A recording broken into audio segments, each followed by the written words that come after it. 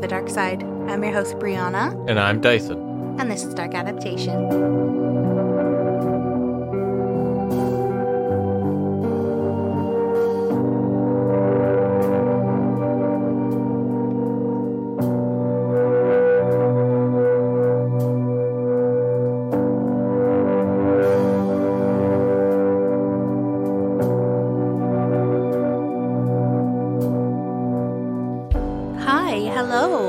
Thank you for joining us for part 5 in our Crimes of Dellen Millard series. Well, looky here, fellas. We got ourselves a part 5. Oh, part 5 of 7. This is fucked up, man. Yeah. It's a long-ass series. Yeah, it's fucked up long for a fucked up couple of people. Oh, yeah. Yeah. But, you know, this is a case that's very close to home. It's something that anyone from Southern Ontario, or even Canada, as we learned how far-reaching this was watching and following and feels close to, you know? Mm-hmm. And I wanted to do it justice, and I fucking think I did the damn thing. You did do the damn thing. You got a deep dive, whereas most people kind of get the, so like, here's more or less what happened. Here's kind of what happened with Tim. Yeah, sort of. And then they still get shit wrong, like, yeah. Like, about why they wanted the truck, saying, like, they were just killing for fun, and, like, it was, like, no, but they did want the fucking truck. Yes. Like, they get that wrong a lot. They definitely were, like, thrill killers, for sure. That's part of it. But it's so much more encompassing than that. Mm-hmm. And, man, I'm just, like, gonna toot my own horn here. Like, I'm so proud of the research and the series. And if you're enjoying it, can you just, like, share it with a friend or something? Yeah. Just be like, yo, I'm listening to this fucking sick series, and this bitch did the damn thing. So, like, just check it out, man. Yeah. Okay, thank you. So, anyway, it's part 5. Again, we got another long episode for you. So, I think that we should just dive in. I mean, for everyone listening, it's been like a week since you heard part 4. Dyson, for you, it's been about 15 minutes, but yeah. I think I'll start like I always do, with a recap. Yeah. So, in part 4, I told you about Dellen in jail and how he spent his time practicing his strategy for trial and writing letters to his girlfriend, Christina, which was stupid because there was a no contact order in place, but somehow Dellen persuaded his lawyer to smuggle them out back and forth, allegedly. Again, in the words of Stephanie Harlow, allegedly don't come for me. Yeah. I talked about Christina Nutka and how she eventually pleaded guilty to obstruction. And then I went on like a tangent about how I think she's a piece of shit and how I think everybody in Dellen's circle is a piece of shit. Because they kind of are. Yeah. Yeah. Dellen's letters showed he was worried about his friend and roommate, Andrew Michalski, and the potential testimony that Andrew was going to give, because Andrew knew a lot about Dellen's crimes, including his desire to steal a truck, which Andrew actually helped with by searching for trucks for sale online. I talked about the trial, including the proposed version of events that took place that night, meaning the night that Tim Bosma was murdered. The proposed events, there was 3 versions. You got Dellen's, Mark's, the Crowns. We talked a lot about that, and again, my opinions, which, I do try and keep my opinions out of it, but fuck a balls deep in this case, and I feel like I got an opinion or two. Yeah. And yeah. I don't think you earned an opinion or two. Yeah, it wasn't like we were going down a rabbit hole. Like, I think that they were, well thought out, but I'm biased. So, we also, in talking about the trial, talked about the evidence that was shown to the jury. Ultimately, Dellen and Mark were found guilty of first-degree murder of Tim Bosma and sentenced to life in prison with no parole eligibility for 25 years, which is standard in Canada.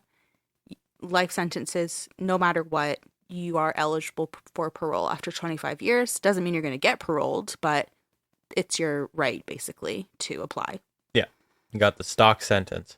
Mm-hmm. Yeah. And then, like I had said, it was not over yet. When we ended part 4, I told you that the Toronto police had reopened their investigations into the suicide death of Dellen's father, Wayne Millard, and the disappearance of Dellen's ex-girlfriend, Laura Babcock, who disappeared from Toronto less than a year before Tim was murdered. So that's what this episode is going to focus on. We are going to talk about Laura Babcock. So let's figure out what happened there.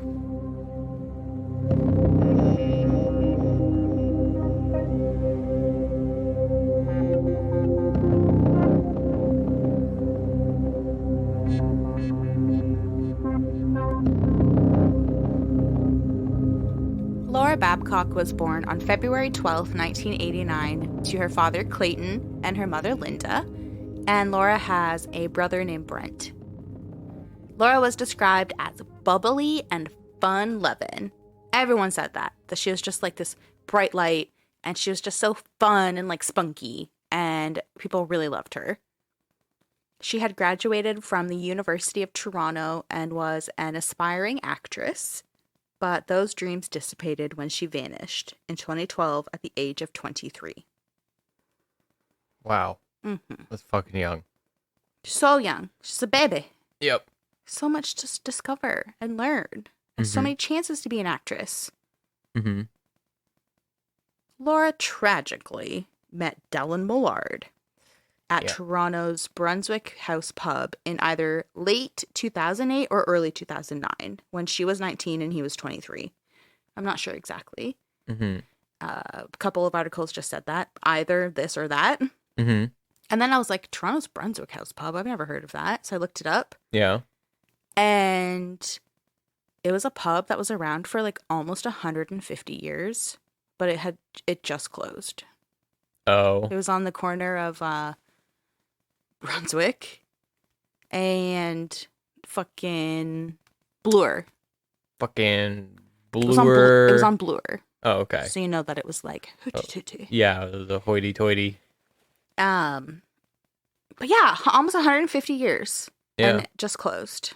I feel like this happens so much with so many places now. I think the pandemic had a lot to do with it, but then now that I'm thinking about it, actually, I think the article's from like 2016, so I'm not sure. It might have just been absolutely, like, true dog shit luck. Oh. Yeah. But yeah, isn't that fucking wild? A century and a half. Yep. But that's where these two met, unfortunately. So Laura and Dellen, they kind of dated for a while. Not very long, you know. They ultimately became friends with benefits. Mm-hmm. In 2010, Laura met businessman Sean Lerner, and their relationship began. But Dellen was always in the background because Laura was infatuated with Dellen. Like, she was really into the D. Oh. As in Dellen. Oh. I'm sorry, that was disgusting. Oh, you should be sorry. That's fucked. I know, that was disrespectful. Oh. No, I just mean it's just fucked that anyone would be into the D. Yeah, I don't know. Laura really kept him around, kept him in the background. She was totally into it. She had fucking industrial rose-colored glasses on then. Because, woof.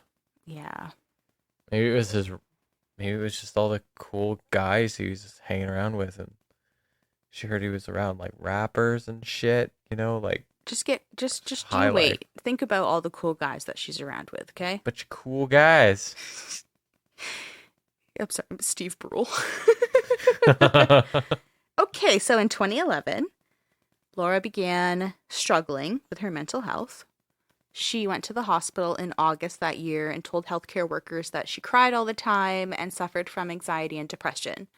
Same girl, I'm sorry. She also mentioned having an intense fear of death that could last for months at a time and even admitted to self-harm. So, she was in a rough place mentally. Yeah. After dating for roughly 18 months, her and Sean broke up around Christmas in 2011, but they did remain really close friends. But the breakup added to Laura's depression. By April 2012, Laura had been to the hospital over a dozen times for issues with her mental health. She saw Dellen on and off to like I said, they were friends with benefits. Mm-hmm. So they would just like hook up, hang out. She'd buy pot off of him, stuff like that. But Dellen had started dating Christina Nudga. You know, we know that name by now. Mm-hmm. And Christina became really jealous of his relationship with Laura. And there was what's described as bad blood between the two women, mainly on Christina's end. Like, Laura didn't seem to care too much about this kind of love triangle that was happening. She kind of just seemed to go with it, but Christina was not having it. She wanted Dellen all to herself. Right. Again, I'm not really sure what's going on here. These two women seem to just be like fucking balls to the walls for Dellen. Jesus Christ. I don't get it. Yeah.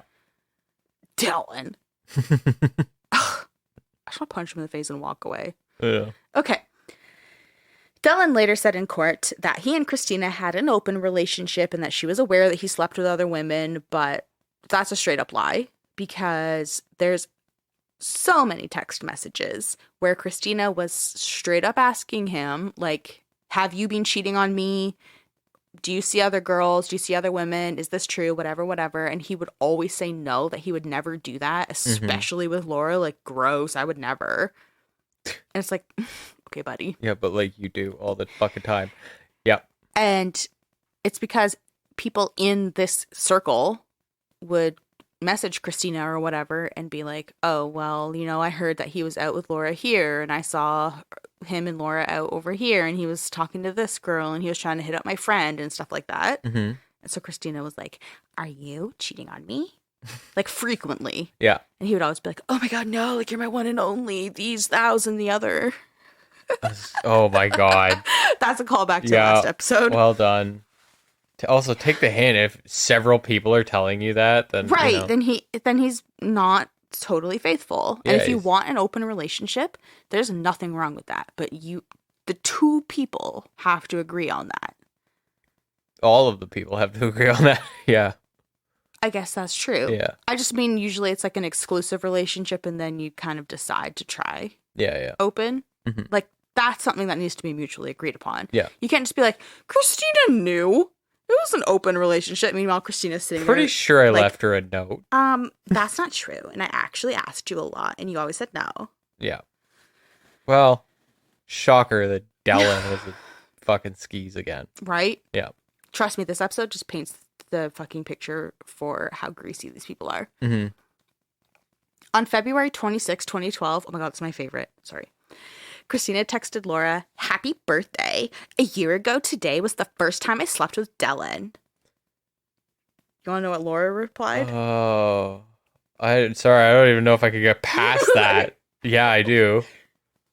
That's fine. I slept with him a couple of weeks ago.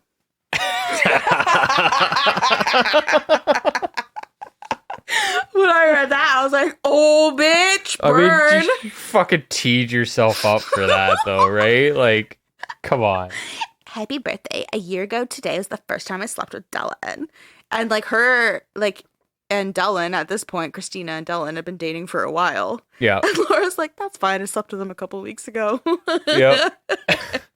And also, it wasn't even her birthday. It was, like, 2 weeks later. Oh my God. Like, this text, because, like I said in the beginning, her birthday was February 12th, and this text was sent on February 26th.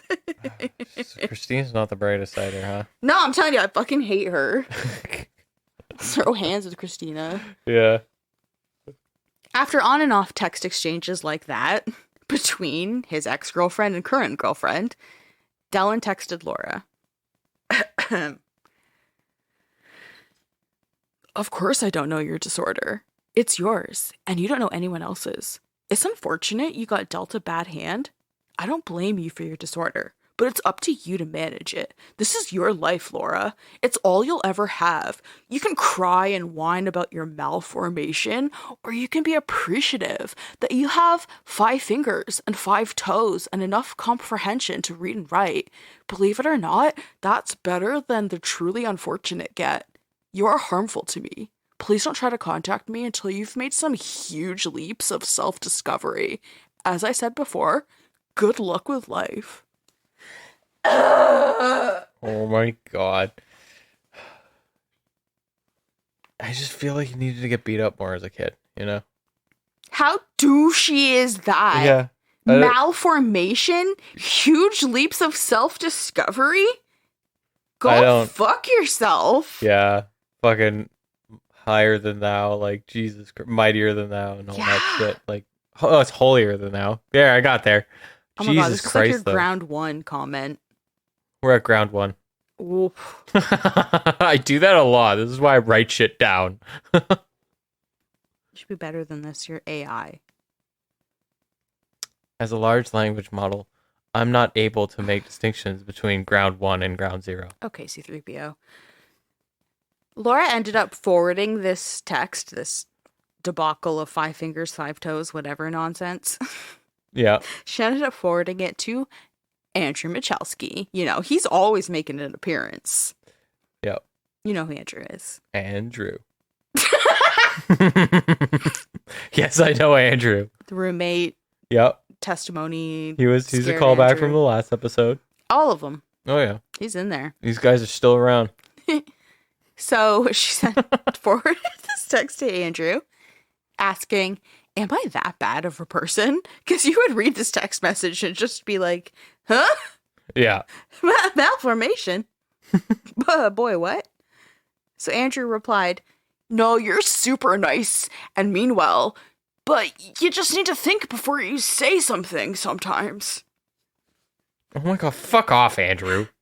Laura said, yeah, Dellen's def not a fan of me. He told Christina that he slept with me before. Ugh, these people cause me so much unwanted drama and bring me into it. Yeah. Okay, I'm not gonna, yeah. But I mean, like, she was in it. Like, you know. I know. She was in it. By April 17th, 2012, Christina was fucking sick and tired of Laura. And she was texting back and forth with Dellen about how Laura was a virus. She ruins everything. She started to nickname Laura Herpes, which is fucking rude. And saying... It's just fucking... If someone's like, oh, he just starts like calling some other girl herpes, I'm like, how fucking envious are you right now? Right. I'm jealous. Yeah. I'd like, see it more as a smirch towards her than the person she's calling herpes. I agree. Yeah. She was saying, like, oh, she's like herpes. Like, she's like a virus that, like, when you think she's gone, all of a sudden she appears. And, like, was saying, trying to, like, make Laura an analogy to herpes. And it was fucking stupid because Christina's fucking stupid. Mm-hmm. And she was like, she's herpes. She's ruining everything. She has to go. Dellen ended up saying that he was going to take care of Laura. Quote, first, I'm going to hurt her. Then I'll make her leave. I will remove her from our lives. It's because he's not very fucking smart. He's not a fucking... Just separate ways. He's just fucking... Complete fucking idiot. Thinks he needs to go on a mission again. Dellen, that sounds incriminating, Dellen. Yeah, Dellen. Did you put that in writing? You did, Dellen. Dellen. Dellen, you put it in writing, Dellen. That's how I know, Dellen. This is a text message that I'm reading, Dellen. Shortly after this conversation with Christina, Dellen asked Andrew to keep tabs on Laura, texting him on May 4th, 2012. If you could keep me updated on where Laura goes to, that'd be of use to me. He says shit in the dumbest ways that just gets him even... I mean, like, thank God, but, like... That's why I have to give him this. That'd be of use to me. That'd be of use to me. You could have just said, like... Yo, bro, keep please tabs and on thank Laura. You. Yeah. I could really use that. That'd be of use to me. So when Dellen texted that, he was like in the States or some shit. I don't know. He was not in Canada. And for whatever reason, he was off in the States buying cars or some shit. Who the fuck cares? So he wasn't able to keep tabs on Laura himself. Mm-hmm. And Andrew did keep tabs on her. He agreed to. While he also repeatedly tried to have sex with her. Yeah, I saw that coming. Yeah. Yeah. So I'm like, oh, this episode really helps paint a full picture of these fucking dirtbags. Mm-hmm. So the whole time Dellen is like, yo, Laura, you know, my ex-girlfriend who I still bang sometimes, she's kind of annoying. And can you, like, keep tabs on her for me? And Andrew's like, yeah, no problem, bro. Like, I'm gonna try and get with her myself. Yeah, there it is. Yeah. But Laura turned him down every single time. Every single time she was just like, no, thank you. Yeah. Fucking losers. Which, in Andrew's defense, like, but you did it with Dellen? Like, Jesus Christ. They're all, she I'm just shouldn't have been thinking anywhere about, near like, it. how I know, like, groups of dudes that just cycle through the same girl. And I'm like, you're so just foul. That's weird. And for the girl to just be like, is that what you want? Like, is that what you like, knowing that you've ran through this whole crew? I have no idea. Like, woof. Yeah. So I just am like, ew, these guys are probably used to that. This fucking group of little freaks are probably like, oh, you had her, now it's my turn. Yeah. And Laura was like, ew, no, thank you. It's just perpetuated by, like, constant desperation among all of them. Yeah. Yeah. Yeah. Just simping. By June of 2012, Laura and her dog, Lacey, were couch surfing and working... Oh, sorry. Laura was working. The dog was not working. Oh, okay. Laura was working for last-minute escorts in downtown Toronto. There was always a place... I'm glad the dog wasn't. I know. That's why I was like, that sentence I wrote... Yeah, thank you. Needed some context. Yeah. So she was couch surfing. She has a dog named Lacey. And she's couch surfing at the same time that she had just started working for last-minute escorts in Toronto. Mm-hmm. Now, there was always a place for her at her parents' house. They were frequently telling Laura, like, you can just come home. Like, if you don't have a steady place to stay, just come home. Mm-hmm. But Laura hated that if she moved back home, then she would have a midnight curfew. And she was adamant that she would rather stay elsewhere because then she can keep her freedom and do whatever she wanted. Mm-hmm. So there was a sort of a falling out between her and her parents because she wouldn't just move back home and would rather couch surf. I get that because, like, I would be super abrasive to someone trying to tell me at the age of 23 that I can't stay out later than midnight. I'd be like, you watch me. So that's, I know, right? Like, I never had a curfew. My mom, as long as she knew where I was and that I was safe or who I was with, I did not have a curfew. Plus, I wasn't a fucking idiot. So, like, I would come home. Yeah. But, like, I never had a curfew. And I felt so bad, like, hanging out with certain friends who were like, I have to get home. Like, it's almost whatever. Like, I have to go home. And I'd be like, man, I just text my mom. She knows where I am. She knows I'm responsible. Like, I don't have a curfew. Yeah. Yeah. I didn't get that either. And I don't know why you would. I mean, like, unless you don't trust your kid at all. And then you're like, that gives me leeway to go look for them. But, like, that's true. Like, I never gave my parents a reason not to trust me. But yeah. Like, straight up, if my mom heard from me, knew where I was, I did not have a curfew. Yeah. And that was, like, forever. Like, throughout high school, everything, let alone when I was 23. Oh, yeah. I was doing whatever the fuck I wanted when I was 23. Yeah. Like, I don't understand that. And then, like, what do you think happens if you let your let your kid go hang out at a friend's house, like, for a sleepover? Like, they're probably out till, like, at least midnight. That's what I did. Every time I went over to a friend's house or something, we probably, like, went out and, like, chilled at the park or something at, like, till, like, fucking midnight. Oh, for sure. Not drinking beers, Mom. But, you know, like, we did. How old would you have been? I don't know, like 13, 14. Yeah. Like, I was smoking pot by then. Yeah. Like, you're just living your life, you know? If you're safe and you're with your friends. We're kind of going against our own because I was like, well, we did get a bunch of beers, climb onto the elementary school roof, and then the cops were called and started looking with the flashlights. Okay. But we got away, so it was fine. The point I'm making is that helicopter parenting doesn't help anybody. No. You have to trust your kid, and until they give you a reason or you don't think you can trust your child, then you kind of have to let the rope get a little bit longer and longer. Mm-hmm. You can't give a 23-year-old a midnight curfew. Yeah, and you know, and then when they break your trust, feel free to just reef on that thing. You know what I mean? Like, just full harness that.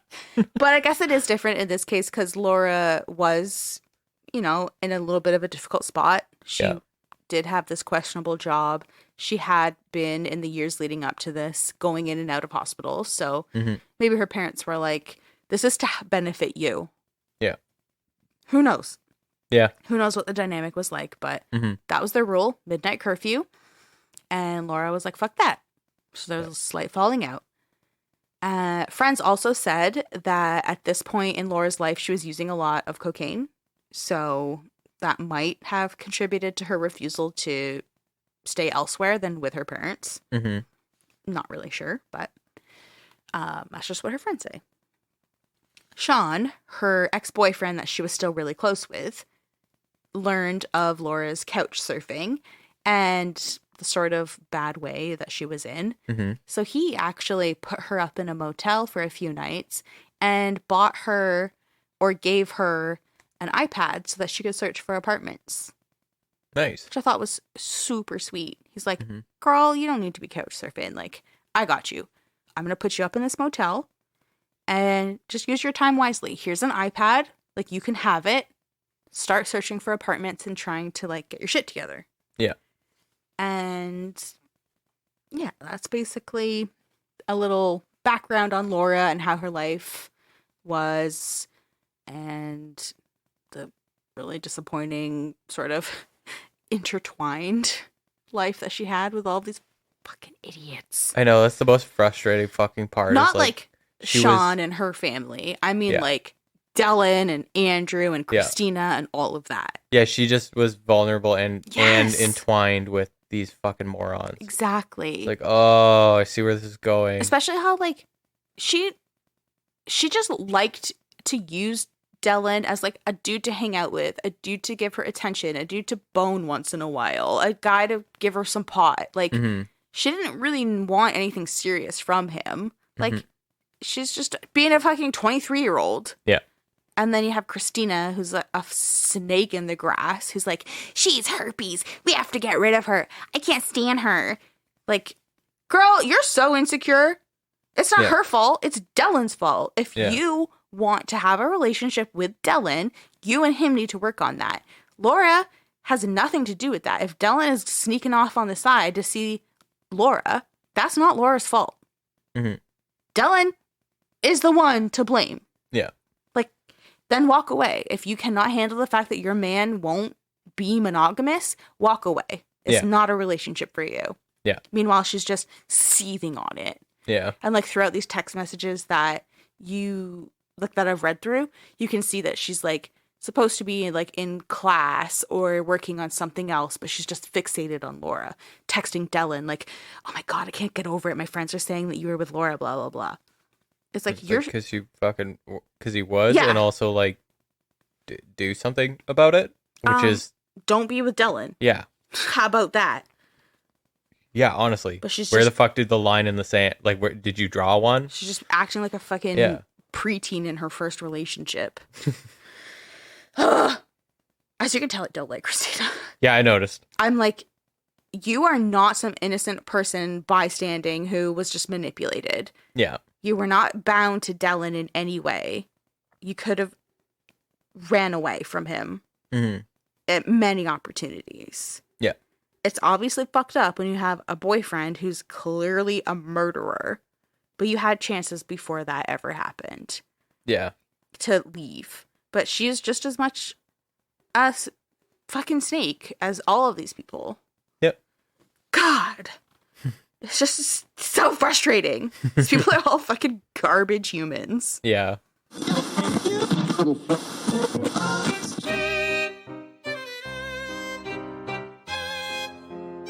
Do you like horror movies?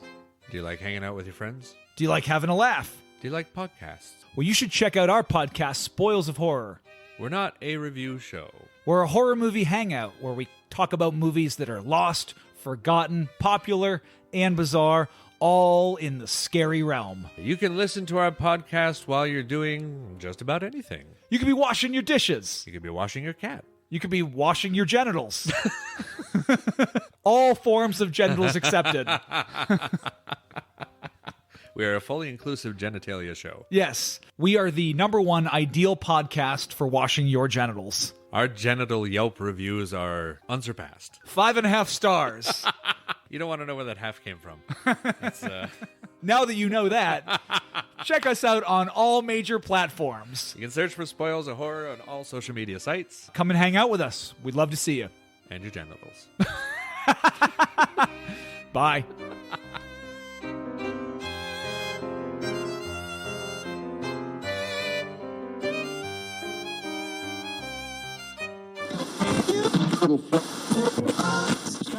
On June 30th, 2012, Laura dropped her dog, Lacey, off at her parents' house, and the next day, so July 1st, she met up with her friend Stefan Blasiak.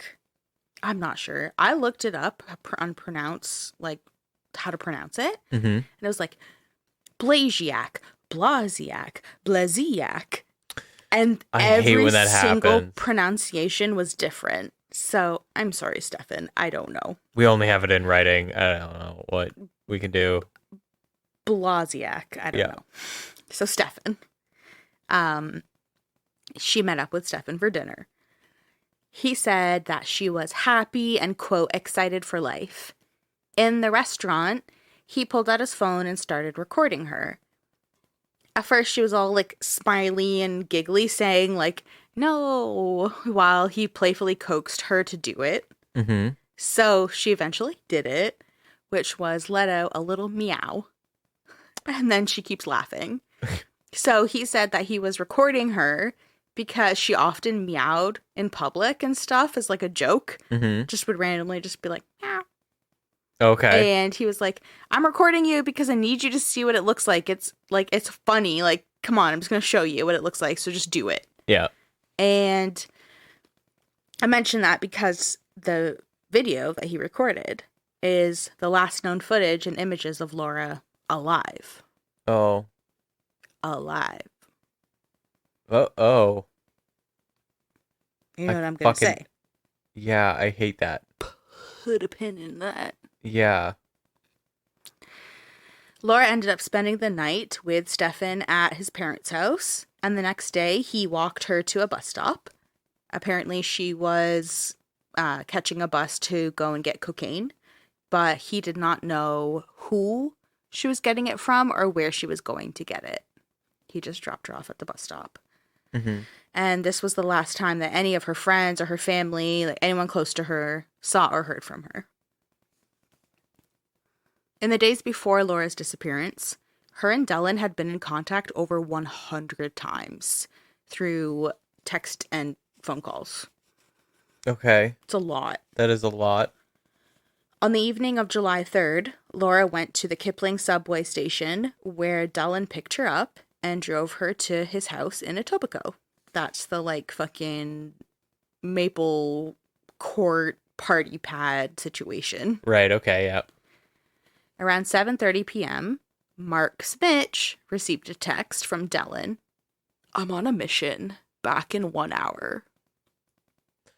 Oh, God, you never get over it, do you? It just sounds fucking sad every time I hear it. So he picks up Laura, texts Mark, I'm on a mission. About an hour after Laura was picked up, her phone completely disappeared from the network. It ceased all activity. It was gone. Fucking destroyed or just very, very deep underground. Or underwater. Or underwater, yeah. The next day, the iPad Sean had given Laura, the one that he was like, girl, just take this, get yourself situated, look for apartments, do whatever you have to, you can have this, just take care of yourself. Mm-hmm. That iPad was connected to Dellen's home computer and renamed Mark's iPad. What fucking idiot. On any Apple product? Oh, you're fucking dumb. Do you know how serialized an Apple product is? Yeah. They're fucking paired to an account, like, right away. They're fucking tethered. So Marlena, which is Mark's girlfriend, she later testified that she saw Mark and Dellen deleting files from this iPad that she's never seen before. Mm. The same day, Dellen uses his cell phone to take a photo of an object wrapped in a blue tarp at his farm in Ayr. Oh. He then placed a rush delivery order for a new mattress. Wow. So what I'm saying, the video that Stefan took of Laura is the last known footage of her alive. Yeah. It's because it is believed that Laura's body was wrapped in that blue tarp. Yep. There will be a photo of that on Instagram. For the morbid curiosity out there. On July 14th, both Sean and Laura's family filed a missing persons report with the police. When the police learned that Laura had some mental illness and was doing escort work, they did not take the report too seriously. They didn't really seem too concerned at all that Laura disappeared. It's kind of just like, yeah, you know, high risk lifestyle, right? Whatever. Yeah, there's no reason to investigate.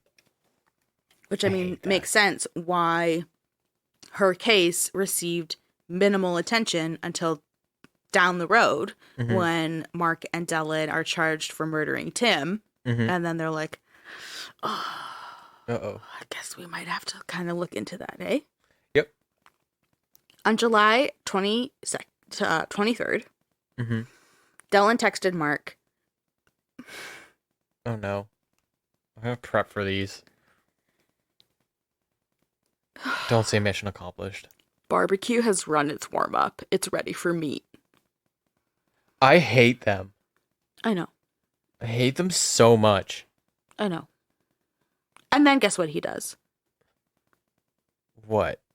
So Dellen texts Mark that, and then he does a Google search for cremation temperatures. Thank God he's a fucking idiot. I know. Like, thank God. It's insufferable, though. Yeah. So later that evening, Mark and Marlena are going to hang out with Dellen at the hangar in Waterloo.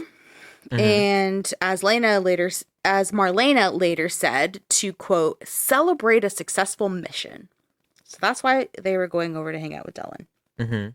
When they arrived, Dellen and Mark ordered Marlena to stay in the car, to just leave them alone, sit in the car, listen to music, while they, quote, tested the machine. And Marlena did, because she testified that it wasn't unusual for her to be ordered around by them. Like, Mark would often, like, call Marlena, like, his bitch, and just had no respect for her, and Dellen was just a skeezy with her. And at this point, Mark and Dellen are, like, 23, 25, and Marlena was, like, barely 18. And she was a high school dropout. Like, she was just in over her head. Yeah. So she was used to them just being like, yo, bitch, like, sit in the car, listen to music. Don't fucking come out here until we come and get you. Yeah. So she did, sat in the car. Dellen, then, when he's hanging out with Mark over near the hangar doing what they're doing, Dellen takes a photo. Multiple photos on his phone. The first photo is Mark posing in front of the hangar. The second photo is Mark posing in front of the incinerator. And the third photo and video is of something burning inside of the incinerator. So in the video, it's like a video held up, it's dark out, and in the frame you can see a, like, street lamp. And then there's just embers? Yeah, embers. Like, crackling and dissipating, like, in the frame. And then the photo is of something actually inside the incinerator. And forensic examiners later review these photos and testify that they resemble human bones. Yep. It's amazing that this guy's so fucking stupid that he takes a photo of, here's where I am, here's what I'm doing, here's what's in the incinerator. And here's who I'm with. Yeah, and here's who I'm with. Amazing. This guy just is like, he just wants the investigators to know. He thinks he is so dumb and full of himself that he thinks he was above all of this. Yeah. God, it's infuriating. In late July, Laura's last phone bill arrived at her parents' house. So her parents are still worried at this point. They're like, cool, we reported her missing. The cops don't give a fuck. But we got this phone bill. Let's look at it. So they look through the phone bill. They contact all of the numbers on it, which are her, like, friends. And they're just asking for anyone that's answering the calls. Like, do you have any updates on Laura's whereabouts? Have you heard from her? Have you seen her? Like, do you know anything? And they also tell Sean that the phone bill arrived. So Sean goes over to Laura's parents' house and he looks at the bill And he notices that the last 8 calls made on Laura's phone before it ceased all activity were to Dellen. Yeah. So Sean texted Dellen on July 26, 2012 at 11 p.m. Mm-hmm. I have a little text exchange here, so do you want to help me read it? Sure. Do you want to be Sean or Dellen? I don't think I could pull off the Dellen Okay, voice. you can be Sean. Okay. So you start. I'll turn my laptop around and move a bit.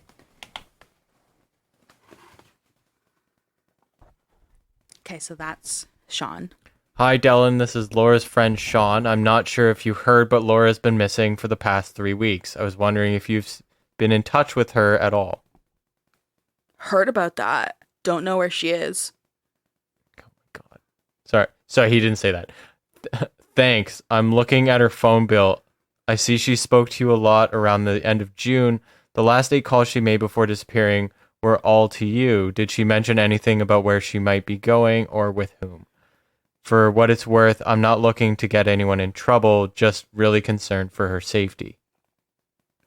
And then there's another text saying, not trying to point a finger, just wondering if she might have mentioned something in passing that could help us find her.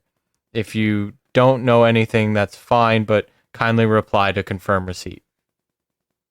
Message received. Doesn't sum up in a text message. Shall we grab a coffee later today or tomorrow? Yes, anytime after 3 this afternoon. How about 410, Starbucks, in Chapters, across from Square One, north side of Rathburn. Okay, see you then. Thank you, Dyson. That was hard for me. Jesus Christ. As soon as I would have gotten the message received, I'd been over and out, fuckwad. What the fuck is that? Hi, I'm really concerned. As you know, I've literally dated Laura. We're still good friends. She's been in a bad way. Have you seen her? Heard about that. Don't know where she is. Yeah, I'd be like, this guy did it. Fuck you. I'd be like, this guy fucking did something. Right. And the way he he's so dismissive. Well, the funny thing is, if I read that, you see how short all his messages were, and it tried to pass it off as dismissiveness, but he's trying not to incriminate himself. And that's why and he's it's saying, so clear. I can't sum it up in a text message. How about we meet for coffee? Because then we can just talk in person, and I don't have to put shit in writing. I would immediately go to the cops and be like, hey, this is going down. I'm about to go meet with him. I'm a little concerned for my safety, but I'm down for a wiretap if you are. They would not ever do that though, because they have nothing that shows Dellen knows anything. Yeah. And they're not even taking her disappearance seriously at this point. Yeah. This is just Sean going rogue on behalf of her family, basically. Yeah. To be something's wrong. Mm-hmm. And he's just trying his best to figure out what happened to Laura. Yeah. And honestly, Sean is the hero in this story. Yeah. He went out of his way to figure out what the fuck's going on. And he was right. Turns out he was right on the trail. Oh, yeah. Yeah. So on July 27th, which is the day after the text messages, mm-hmm. when Sean and Dellen meet up at that Starbucks for coffee, Dellen told Sean that Laura was a cocaine addict and was hounding him for drugs. And he was refusing, saying, I'm not going to give you any drugs. You're crazy. Leave me alone. And then he told Sean that he should have, quote, no reasonable expectation of finding her.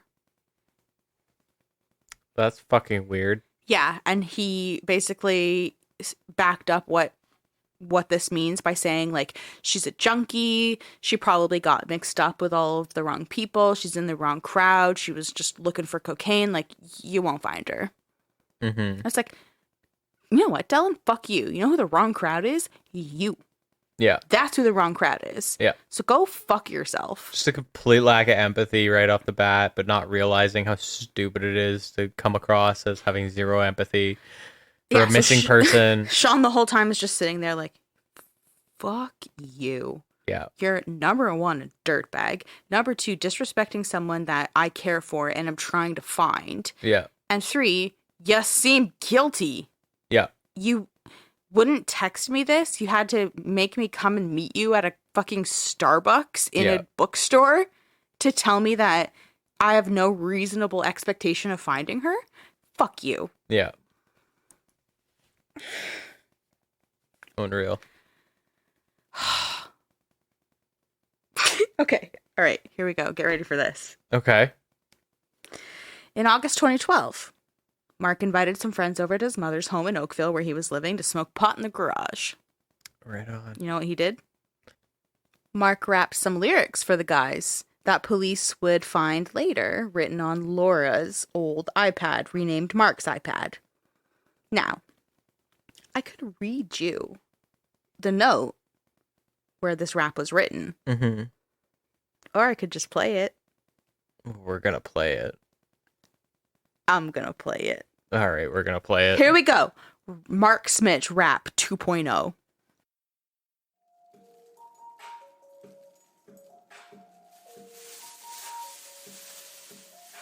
The bitch started off all skin and bone. Now the bitch lay on some ashy stone. Last time I saw her outside the home. And if you go swimming, you can find a phone. Find a phone? What? Find a phone. If you go swimming, you can find a phone. Find a phone. Find a phone. You can find a phone. If you go swimming, you can find a phone. Bitch lay on some ashy stone.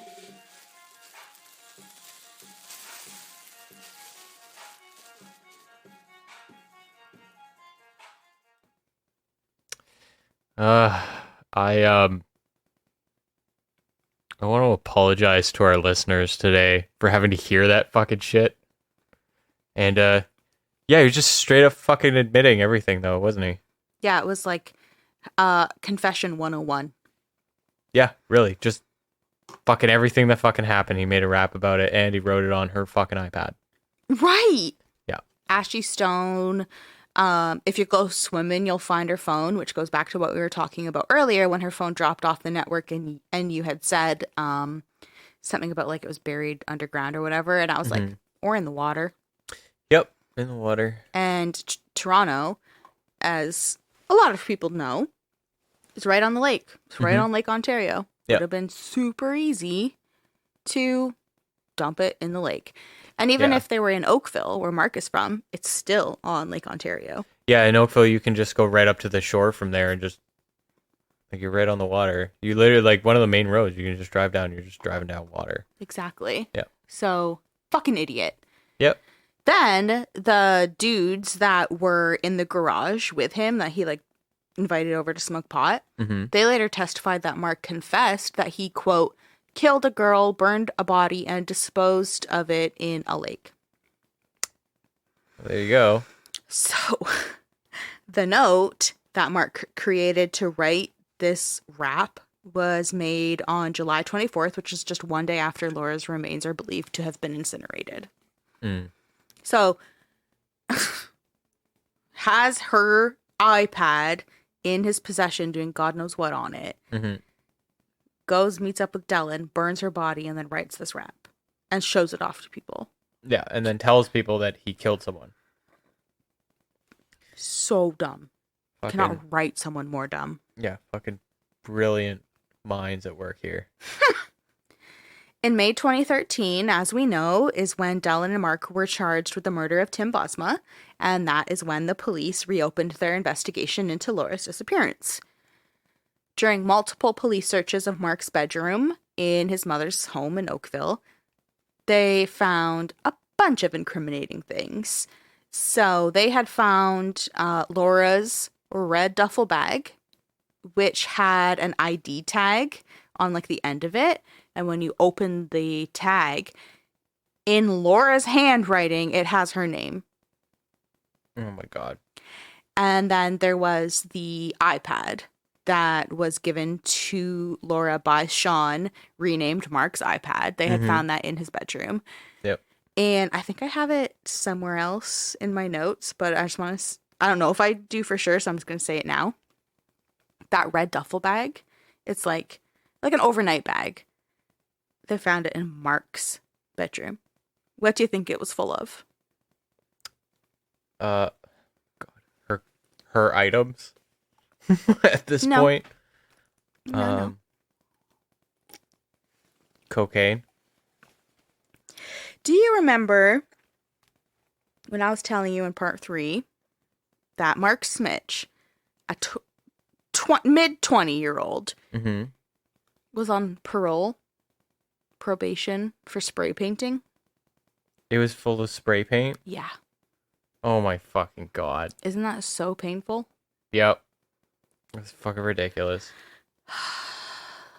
Again, spray painting, graffiti on the highway overpass is something a 12-year-old does. Yep. This fucking guy is like 23, 24 years old.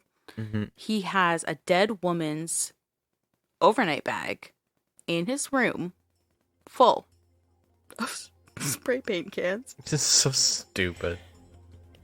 Stupid. I had to mention it now because I don't remember if I put it in my notes elsewhere, so I was like, I gotta tell you guys. Yep. Fucking painful. Fucking painful. Man-child. Yep.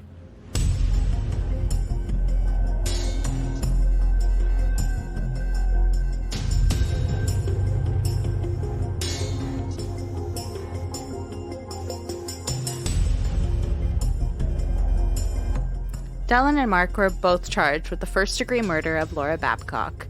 They pleaded not guilty, and the trial began on October 23rd, 2017, hinging entirely on circumstantial evidence as to if Laura was dead and if Dellen and Mark were responsible. So, at this point, when the trial happens, her death had occurred 5 years prior at this point, and her remains have never been recovered. The jury were kept in the dark about a number of things to ensure that their verdict was not swayed. So, the jury was kept in the dark about 5 things. Okay. They were not informed that both men had been found guilty of the first-degree murder of Tim Bosma. Therefore, they weren't told his remains were disposed of in the exact same way that the Crown alleged Laura was disposed of. In the incinerator. Okay. The jury was not told about the pair's missions or the idea that they committed crimes for the thrill of it. And that kind of goes back to part 4 when they were appealing their convictions, saying the jury should not have been privy to this. Right, okay. So just to avoid anything like that, this jury wasn't privy to that information. Unnecessary, but they were going to do it anyway. Right. The jury did not hear about Christina Nudga's guilt in obstructing justice for Tim's murder. And in fact, Christina was not allowed to be called as a witness at all in Laura Babcock's trial. She was kept completely out of it. She was not allowed at Laura's trial at all. Okay. The jury was not informed about various filings from Dellen and Mark. So, for example, they had filed a severance. So, in court sort of lingo, that means that they were asking to be tried separately. Okay. They didn't want a joint trial the way that Tim Bosma's trial went. Right.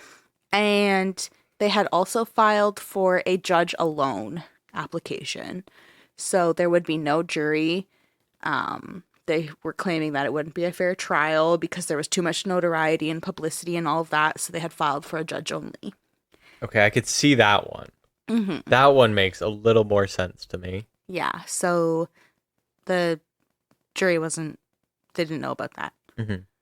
Finally, the judge allowed Dellen and Mark to sit at a counsel's table instead of in the prisoner box for a couple of reasons. The main reason is that court staff set up black curtains on the outside of the tables so that they could shield the jury from seeing their leg shackles. Because remember, at this point, they're already serving a life sentence. Mm-hmm. They are serving a life sentence for murdering Tim. So they didn't want the jury to be swayed by showing that they were detained in any way. Right, okay. But then the other reason is that in this trial, Dellen was representing himself. He didn't have money for a lawyer. Mm-hmm. Mark had a lawyer, but he was representing himself, so he kind of had to sit at the counsel's table. Okay. But they didn't want to sway the jury, so they allowed this like black curtain to be up to hide the fact that they were detained. Okay. At trial, the Crown's theory was that Laura was murdered to get rid of her interferences with Dellen's new relationship and put an end to this love triangle. Mm-hmm. The Crown said Laura was murdered, wrapped in a blue tarp, and hidden on the farm until the incinerator was operational. Then, on June 23rd, Dellen and Mark met up at the hangar and burned her body. Checks out, honestly. Yep. Like I said, Mark had a lawyer, but Dellen defended himself because he did not have any money for a lawyer. And the fucked up thing means that him defending himself, he was allowed to cross-examine witnesses. Oh. Including those close to Laura, like Sean, and even her own parents. Yeah, that's fucked. That Isn't actually it? Shouldn't happen. It is messed up. It's fucked. Yeah. And he knew exactly what he was doing. And there's like articles of how it went down when he was like cross-examining Laura's father, being like, oh, are you nervous?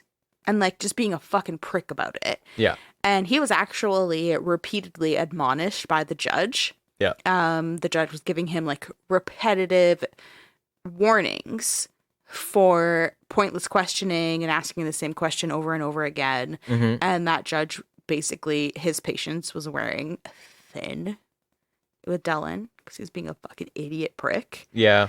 But I just thought that was so fucked up that he's allowed I to don't know why they even cross-examine let that shit happen. the parents of the person he's accused of murdering. Yeah, I don't understand shit like that. Like, that shit shouldn't be allowed, period. And even if there's like, oh, well, it's like even if someone was like, okay, well, there's like reason why, I'd be like, okay, well, then the judge should at best give one warning, and like they should default to thin fucking patience. Right? And even like for example, Laura's parents, they were pleading with the judge, like, I don't want to be cross-examined by this guy. Like, come on. Mm-hmm. I don't want this. Yeah. And it's like, basically, Dellen's right.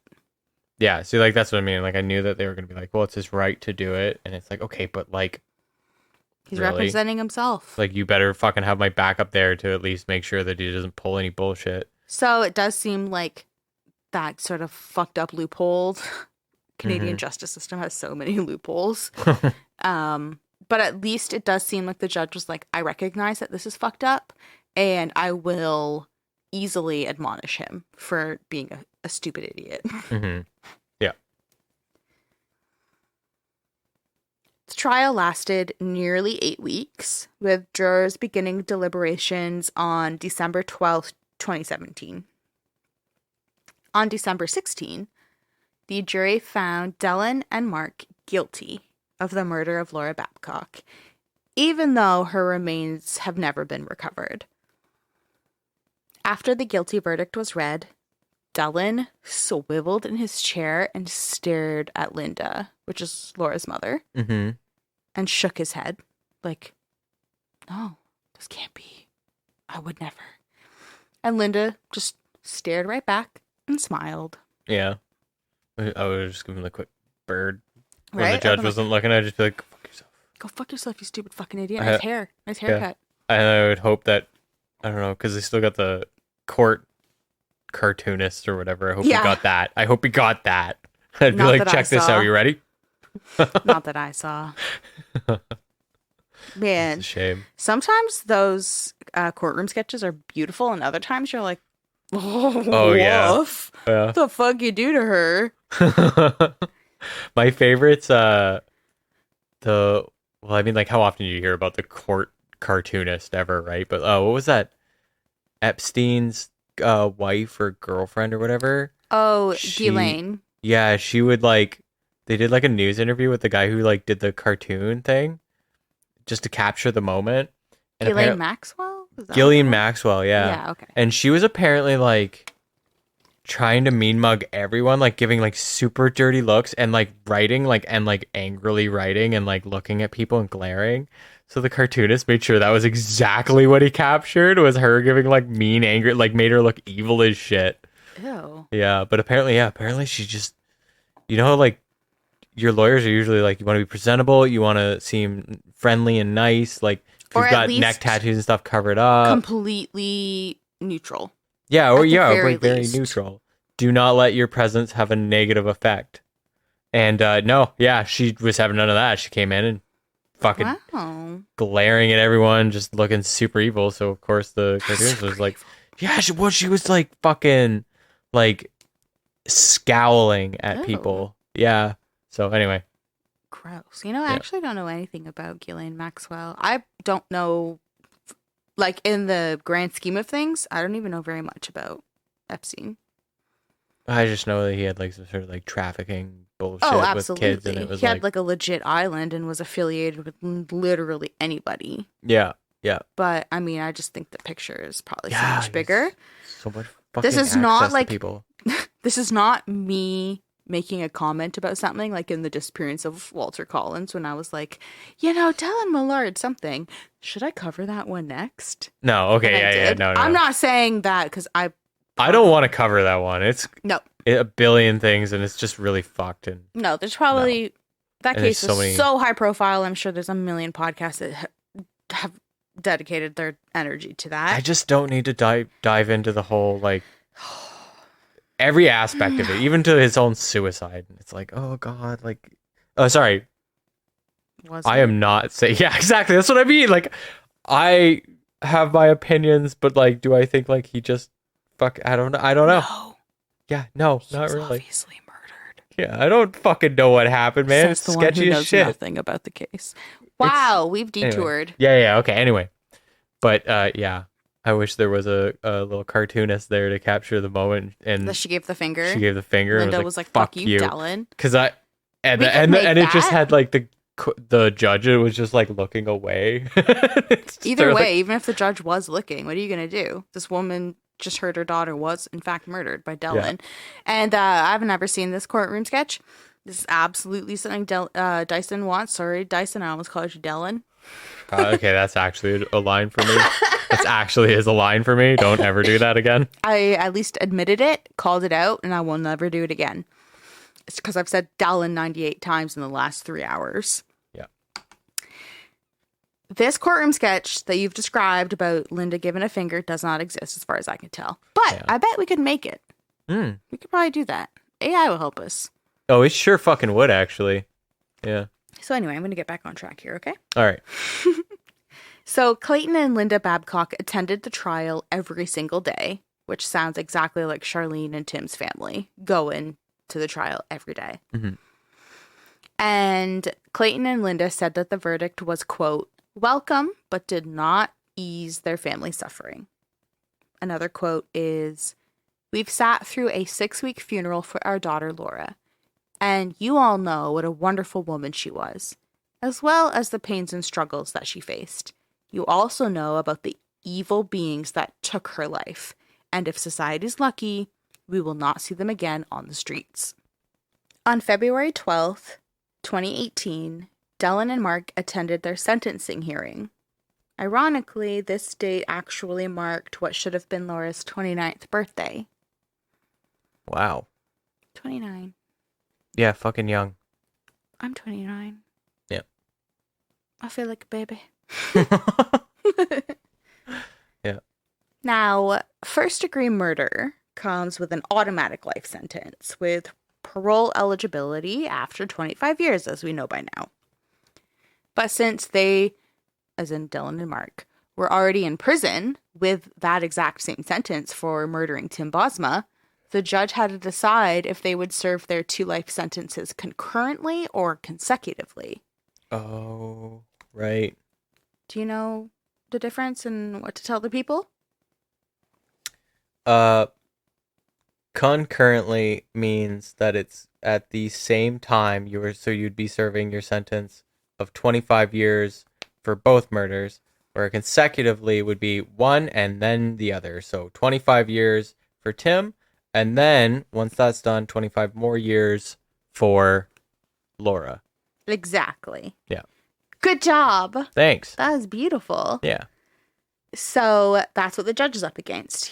The judge has to decide, okay, so do we just lump it all together? Mm-hmm. Or do we make them do one after the other.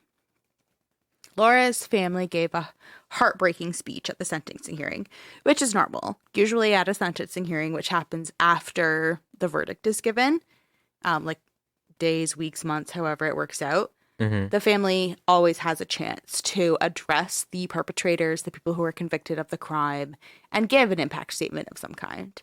So the family of Laura went up and they gave like a really intense impact statement.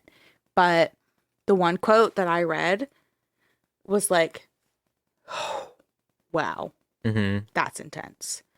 So they had said, few parents will ever have to see trophy pictures of their beloved daughter's remains being cremated. These images will haunt us for the rest of our lives.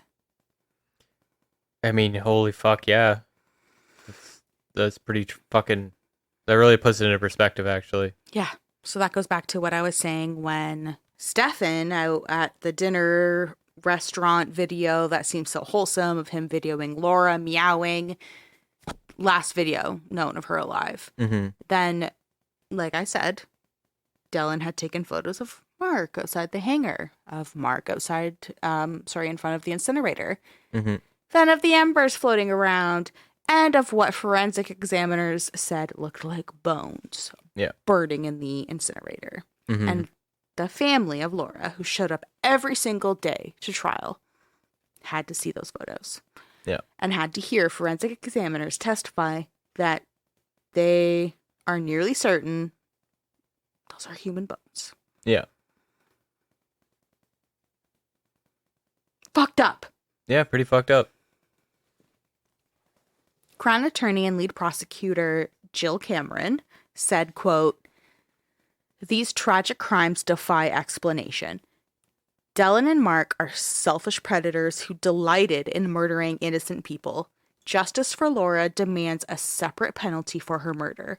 Otherwise, they may as well have gotten away with it." Yeah, so I this agree. Is, like we're talking about, it's a sentencing hearing. It's to argue, and on the Crown's end, that they deserve consecutive sentences, not concurrent. So February 26th rolls around, and the judge agreed with Crown Jill Cameron, deciding that Dellen and Mark were to serve their sentences consecutively, meaning they were to serve a minimum of 50 years, which means no parole eligibility until 2063. Nice. The judge, a man named Justice Michael Code, said, okay, just for clarity, this quote is a little bit longer, but it's also kind of like a mashup of quotes that I just put together. So like if you're reading different articles and kind of piecing together what he would have said in his like sentencing, I just made like a paragraph. Of just the amalgamation of his quotes? Yes. Okay. All right.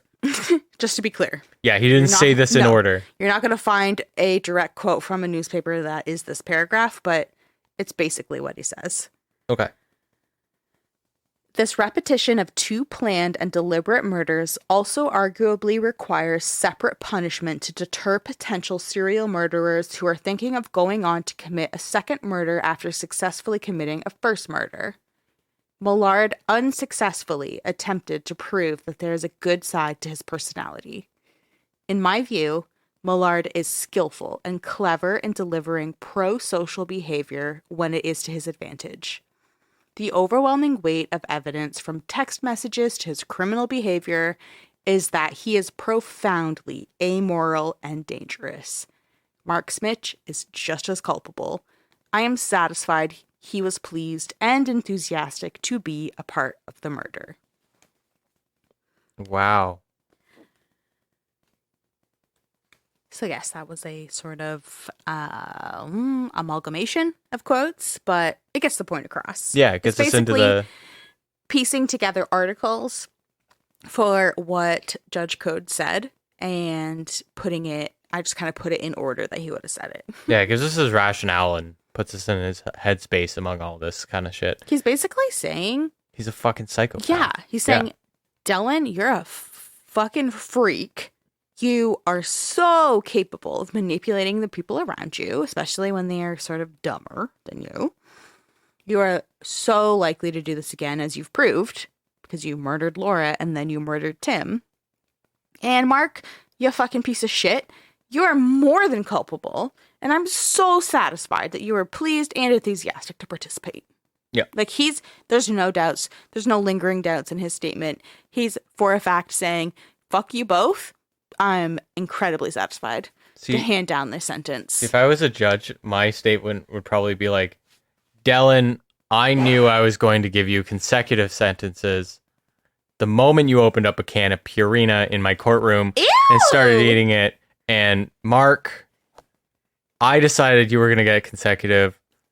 The first bar of that fucking rap you made me play in my courtroom, I don't think I'll get the stink out no matter how many steam cleans I have to make in this fucking place. Ashy Stone. What? Ashy oh my Stone. God, he just repeats it over and over, and it's Isn't like, it gross? Oh my God. Yeah, the context of it is fucking disgusting.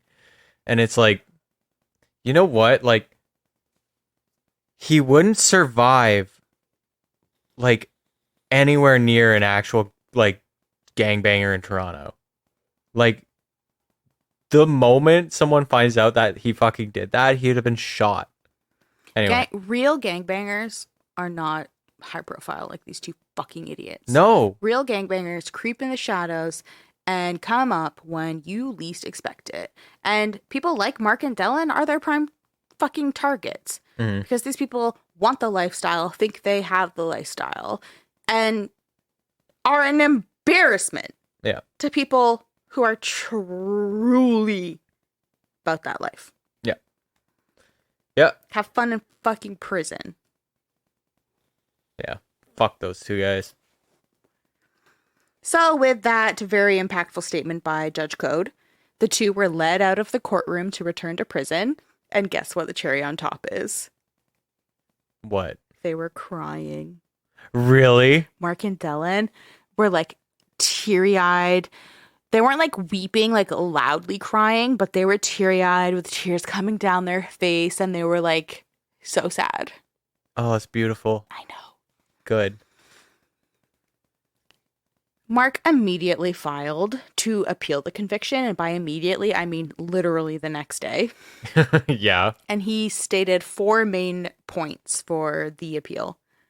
Quote, verdict was unreasonable, misapprehension of the evidence, errors of law, and consecutive sentence too harsh.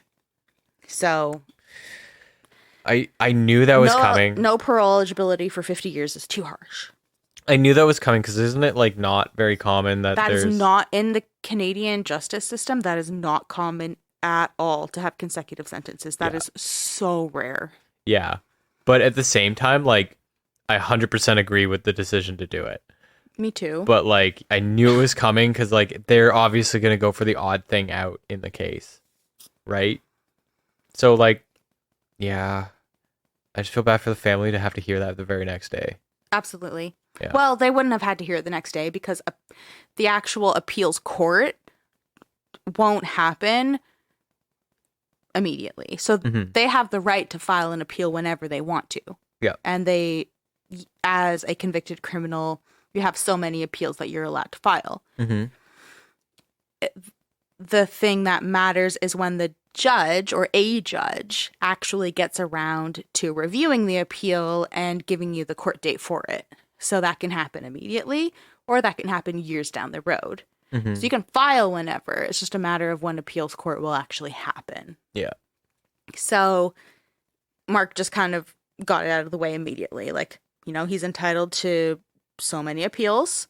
Might as well bang it out right away. Mm-hmm.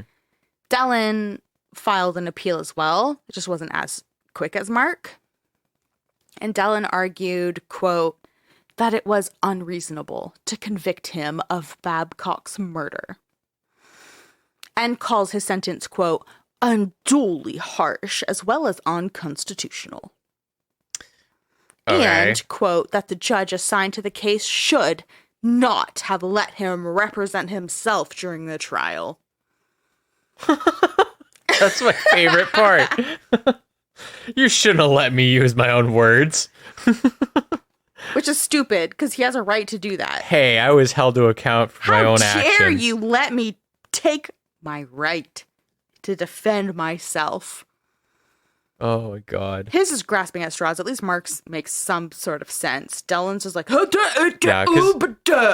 because Mark's is through a filter of what I'd imagine is a reasonably intelligent individual. Yeah, he actually has a lawyer. Dellen is literally his own lawyer. Yeah. So why, Judge, did you let me represent myself? That's your fault. Unbelievable.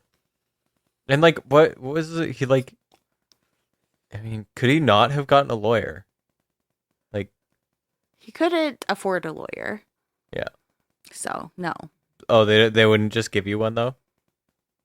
I don't know how it works in Canada that way. I think you still have to have like, if you want a lawyer, I think you have to pay for one. I don't really know in Canada whereas like, usually it's like, oh, if you don't have a lawyer, one will be appointed to you, but I don't know if that just means counsel. Yeah. Well, either way, I don't really care. He should be in prison for 50 fucking years, period, before he can appeal. So yeah, I just looked it up, and in Canada, you have the right to counsel.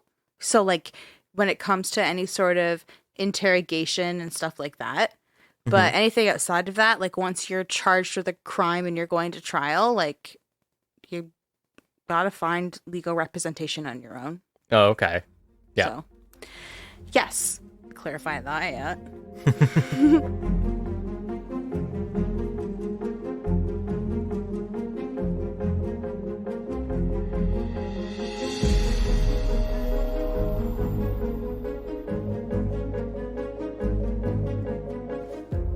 Even with the trial concluded, the verdict in, and their daughter's murderers behind bars for at least 50 years, Clayton and Linda's battle was not over.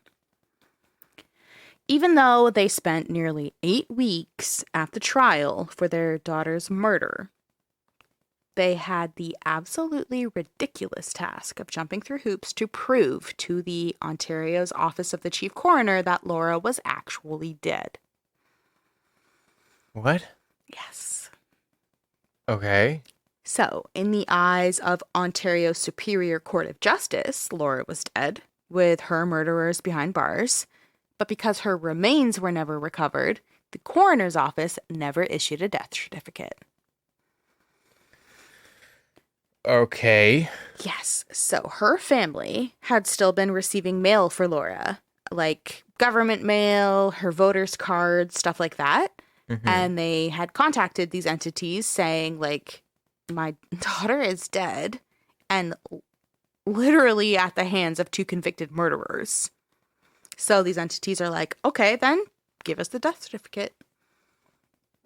And they didn't have one because of this weird policy and communication gap between these institutions. So even though it stands to reason that if someone is convicted of murder, that alone should satisfy the requirements to issue a death certificate. Stands to reason, but no, that's not the case. Oh my god. So this family has gone through hell, 8 weeks of a trial to find out that their daughter is definitely dead and definitely murdered by these 2 monsters. They still have to go through this process.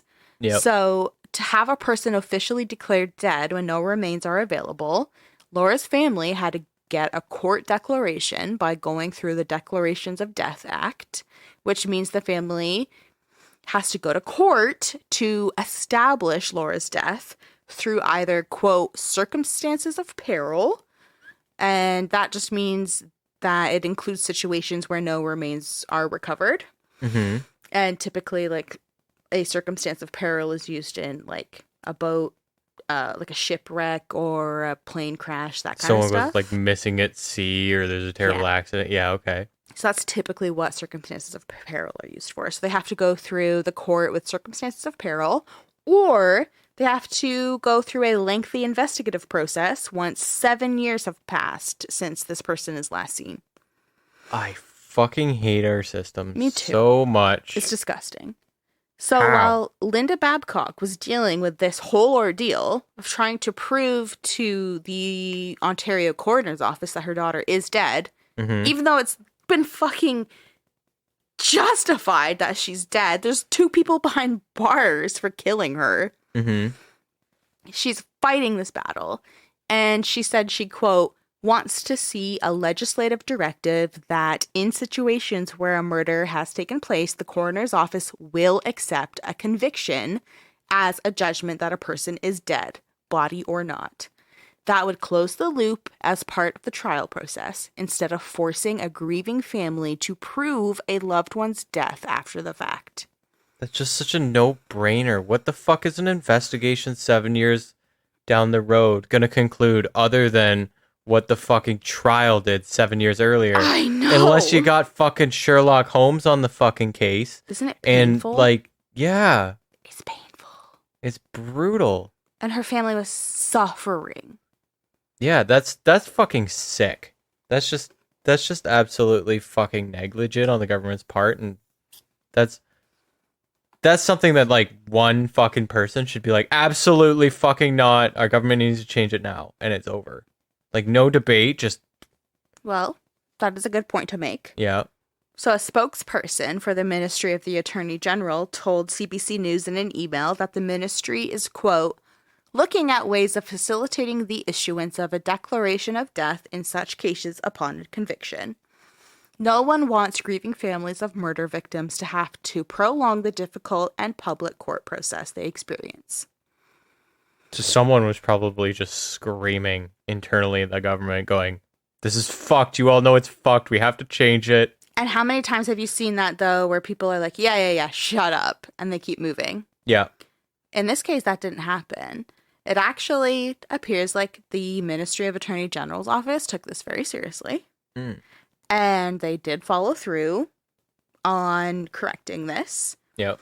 And on December 9th, 2019, Ontario amended part of the Vital Statistics Act to make it easier to register someone as dead when no remains are found. Well, fucking good. Okay. And Laura's death certificate was personally delivered to her parents by Ontario Premier 2019. Was that Doug Ford? It was Doug Ford. That was Dougie? Old Dougie went personally to the Babcock's house, and he delivered Laura's death certificate. I love that for them. Me too. A lot. Don't really love Doug Ford, but... No, but I mean, the head of the province. Yeah. Personally our coming down premier, and delivering you that. Because after it's like... Ontario has amended their Vital Statistics Act, so families like Laura's no longer have to go through this fucking dumbass process. A court, the Ontario Superior Court of Justice, found Dellen and Mark responsible. Yeah. No other family will have to go through that. Beautiful. So I just thought that was a nice way to end this. Absolutely. I love that. Me too. Yeah. And the fact that they took it seriously. You don't have some bullshit email from some fucking schmo at the ministry saying, this is wrong and we don't want families to grieve more than they have to. And then they sleep on it. Like they actually followed through. Yeah. And I think that's a really amazing feat for the Babcock family and also just for the government here in Canada in general. Although it's not in Canada, it's for only Ontario. Yeah, it's just Ontario. But still. Yeah. That's, god damn it. That's actually really nice. Yeah. Because they can be fucking talking out of both sides of their fucking mouth. But yeah, beautiful. So that is the tragic story of Laura Babcock. I'm so sorry Laura had to be involved with all these fucking asshole idiots. You got Dellen, who's Dellen. Christina, who's a raging bitch. Andrew, who's a fucking freak, who's like Dellen's minion and is still trying to fuck Laura. Like, all of these people are dirtbags. Yeah. And she had to tragically get wrapped up in it. Yeah, she was just in a spot that, like, needed, like, obviously support and community, and it's sad because she could have had it. Like, her parents did want to help her. They were going to enforce stronger rules, but they wanted to help her. There was always a place for her. And then Sean, who, even though they had broken up, they were still, like, good friends, and he was trying to help her. He put her up in a hotel and gave her an iPad. Like, that is the kind of friend you want. Like, Sean is the hero of this story. Yeah. He's a great person. It's just devastating. Yeah. That this is her end. 23. She's a baby. Mm-hmm. And fucking disgusting Dellen Millard gets his mitts in there. Yep. I fucking hate him. Me too. So much. They're just so much like everyone knows a group of people like this. I can't get past it, but like these guys are just extra fucked because they actually do fucking violent they follow acts. through on horrible things. Yeah. And you just wonder like how the fuck they got away with that for so long though. Like you'd think like they it's not like they're fucking rocket science. They're fucking up at every move they make. It's just like they weren't taken serious. Like Laura's disappearance wasn't taken seriously initially. Nope. And it's like, meanwhile, like this dude's buying a burner phone and driving to the murder scene with his actual phone. Like that was like a year later. Yeah, I know. But that's what I mean. Like he should have been locked up fucking way quicker. Yeah, I agree. Anyway. I know, it's messed up. Yep. You know what it is? We know what's even more messed up? What? We still have stuff to talk about with Dellen. Yeah. Because, well, like I said, Toronto police reopened 2 investigations. Yeah. And earlier in this episode, when I talked about things that the jury wasn't told, you know, they were like, we don't want to make the jury privy to certain information. Mm-hmm. I held off on mentioning that Dellen was facing another first-degree murder charge. And this time it was for murdering his father. Wayne Millard was not a suicide, people. Yeah. Which I think everyone kind of gleaned that by now. Yep. So, yeah, the jury for Laura Babcock's murder trial was not told that as they were forced to listen to Dellen, he was currently facing another first-degree murder charge. They weren't told that. But good Lord. You'll have to come back next week for part 6 to hear about Wayne Millard's, quote, suicide. All right. So, on Instagram, there's going to be photos galore. Mm-hmm. Go ahead and follow us over on Instagram, Dark Adaptation Podcast. We got a ton of sources available. That's on our website, darkadaptationpodcast.ca. And like I mentioned at the beginning of this episode, I've poured my heart into this. Please just share it with one friend. Share this series with a friend. That's it. That's all I want from you. And make sure you come back next week for part 6.